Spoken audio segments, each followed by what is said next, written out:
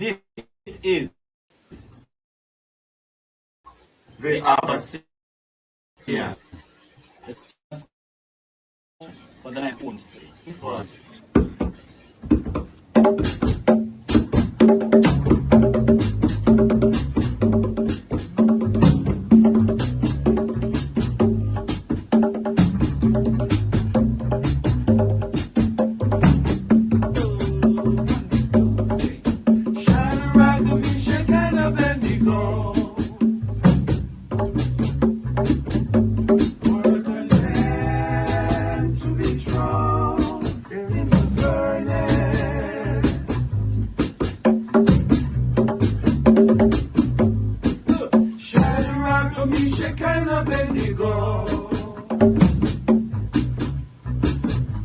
they had no fear at all.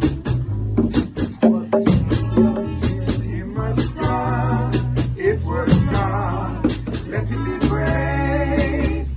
It must not, it was not, let him be praised. What are you waiting for? Come together, calling from near and far. Know who you are. What are you waiting for? Rally up, it's Exodus. What are you waiting for? Ancestors paved the way for us. Yes, I am Ketis Oyonde, asking, what are you waiting for to come together? The time has come for the Lions to tell our own story. This is the Lion's Voice.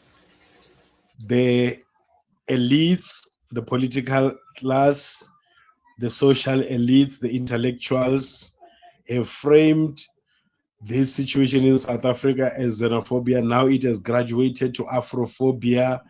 And then the social movements and civil society movements that are engaged in highlighting this issue of illegal immigration are referred to as vigilantes. And you have two Pan-African megaphones, PLO Lumumba calling for South Africa to be sanctioned, and then Dr. Arikana Chomboso saying South African companies should be kicked out of all African countries. So there is no xenophobia. There is no Afrophobia. What is happening now is an African solution to an African problem. What do you have to tell the people about Rastafari? Light to the world. The king of kings and the conquering line of the tribe of Judah. I left himself. Where's ruler? Hey yo! Yeah. Hear them high, hear the black king on the 23rd of July. So tell them guy who praise God up in the sky, it's a lie. The Almighty living on your night. From ancient time them a try. Them Romans know them just open them suit and ties. Criminals ain't got no alibi, they stole my people. Then them come without them genocide. Are you talking about slavery? Them couldn't kill. The lion will come conquer Judah tribe. Go to tribulation, I strive, see sufferation, I still rise. That's why we tell them in America, live Rastafari in every ghetto area. We come to tell them in Toronto, straight at Give thanks, the Jasmine. Am I audible? Yes, we hear in the eye. All right, give thanks. First and foremost, I think the theme of this reasoning is a little bit problematic. Okay. One, has South Africa rejected the Pan-African struggle? Yes. Has Black South Africa rejected the Pan-African struggle? So this caption, it presupposes that all South Africans are into the anti-illegal immigrants struggle. Yes.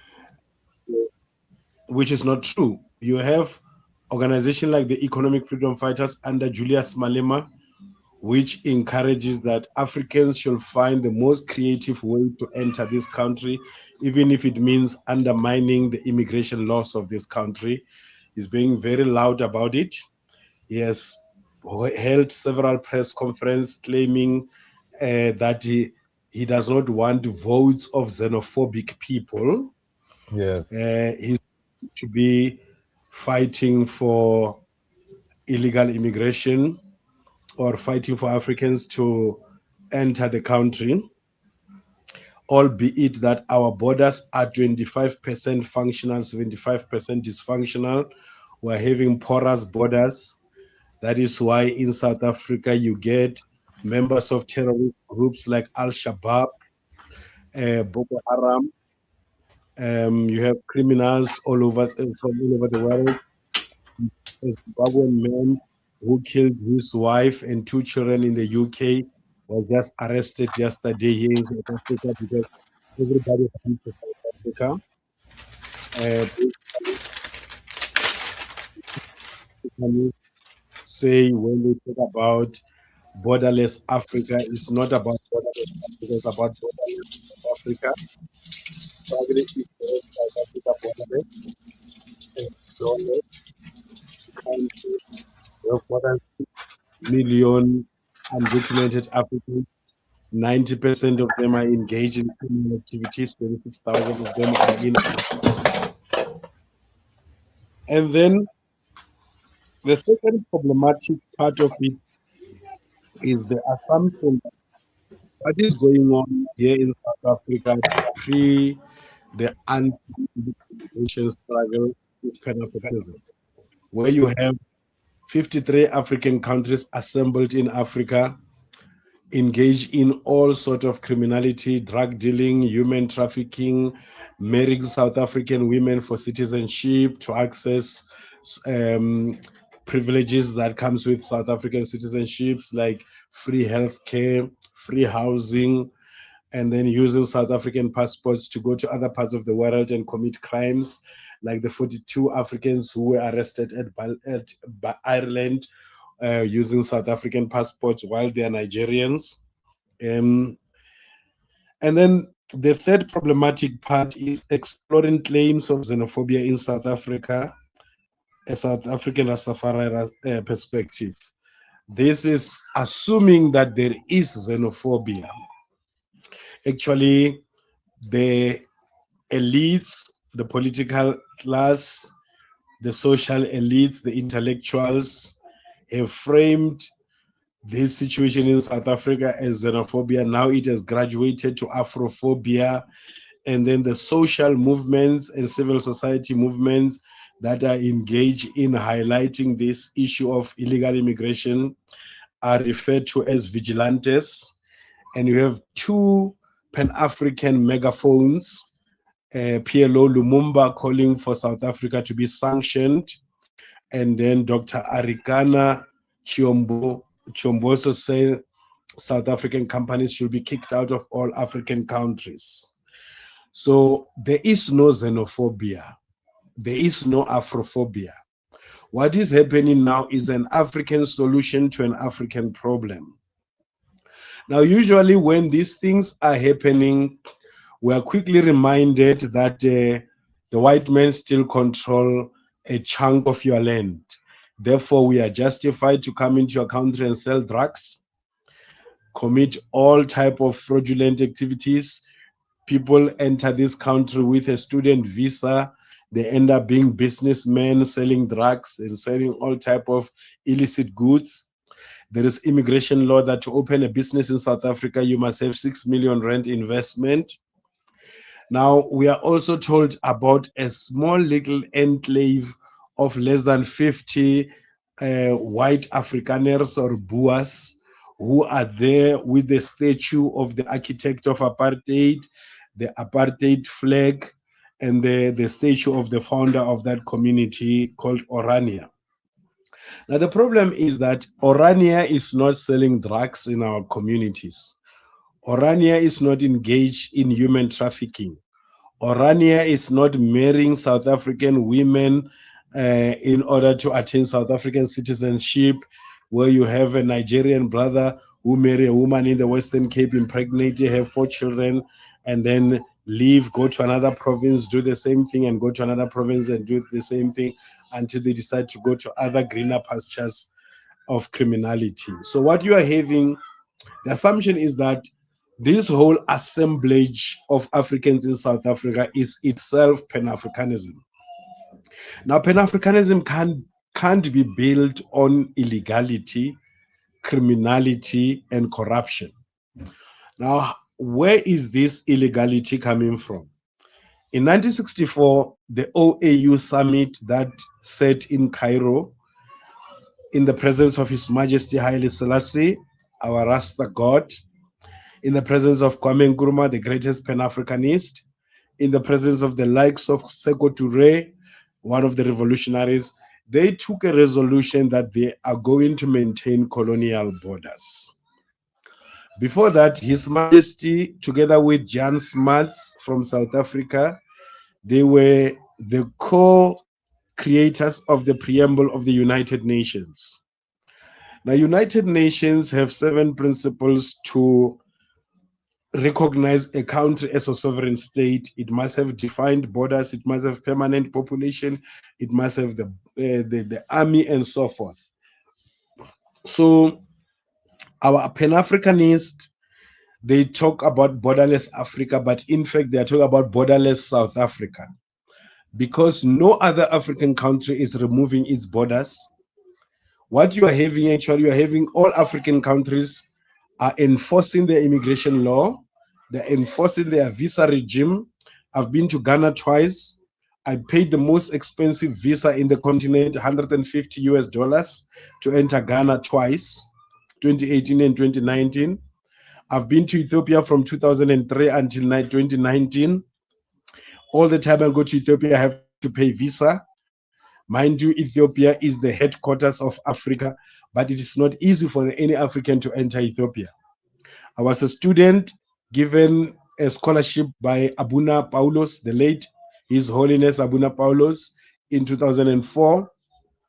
Every year of my study there, I had to go to the immigration to go and renew my student visa and pay 1,000 rand or 1,000 birr to study, to renew my visa so that I can continue to study in Ethiopia. Now, the question is, what is Pan-Africanism about? What is only expected of South Africa, but not expected of any African country? Whereby all other African countries, they are safeguarding their borders, they are protecting their citizens from any illicit thing that can come through. They are protecting their borders from terrorists. Even the beloved Ibrahim Traore, he's fighting for the people of Burkina Faso. And they are creating the Sahel Alliance to fight against the jihadist terrorists. And they have immigration regulations. So every country have immigration regulations, except that South Africa is not expected to do that. And should it do that, it is called xenophobic. Now, Africans deporting other Africans, it started with the first Pan-African state, Ghana, 1969, under Busia. And it went on to Uganda, 1972, Idi Amin deporting about 800,000 Indians for economic reasons, that they are taking jobs that belongs to the Ugandans. You had Equatorial Guinea, you had Zimbabwe after independence, 2 years after independence, it deported the Zambians, Malawians, and Mozambicans and called them Mabrandaya. You had Nigeria, 1983, it deported the Ghanaians, who deported them in 1969, and then they had this kind of back with, you get it all around South Africa. It is called Ghana Must Go, because they were carrying their belongings with that bag.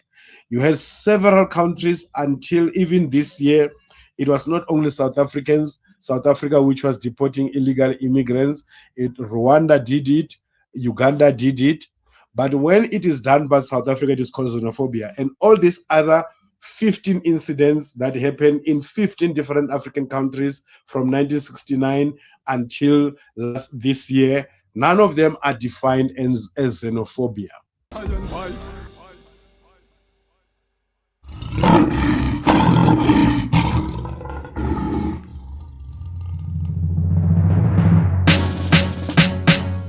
The second beast was given the power give breath unto the image of the first beast so that the image could speak, and caused all who refused to worship the image to be killed. It also forced the people, great and small, rich and poor, free and slave, to receive the mark on their right hands and in their forehead. Gone down in the new world order, new world order. Happy work harder, happy pray harder. Babylon them coming with them microchip, and them prison cell, that's the new slave ship. New world order, new world order. Happy work harder, happy pray harder. Babylon them coming with them microchip, and them video game, that's the new matrix. It's a new world order, them start bleaching. Diverse doctrine, them start preaching. Angels for the stars they reaching. They're falling, never hear the lion calling. New world order, them fight against the poor. Machine and robot that sweep them floor. Machine and robot that run them stores. So them create disease ones without any cure. The new world order, new world order. Happy work harder, happy pray harder. Babylon them coming with them microchip, and them prison cell, that's the new slave ship. New world order, new world order. Happy work harder, happy pray harder. Babylon them coming with them microchip, and them video game, that's the new matrix. It's a new world order. Them pan cell phone, families don't even talk in their home. Village farmers get murdered by drones. Village mistress get murdered by stones. New world, so you better call Tyrone. Tell him prepare to use the whole earth a war zone. New world, Satan must feed the throne, so we must exit us and leave him alone. The new world order.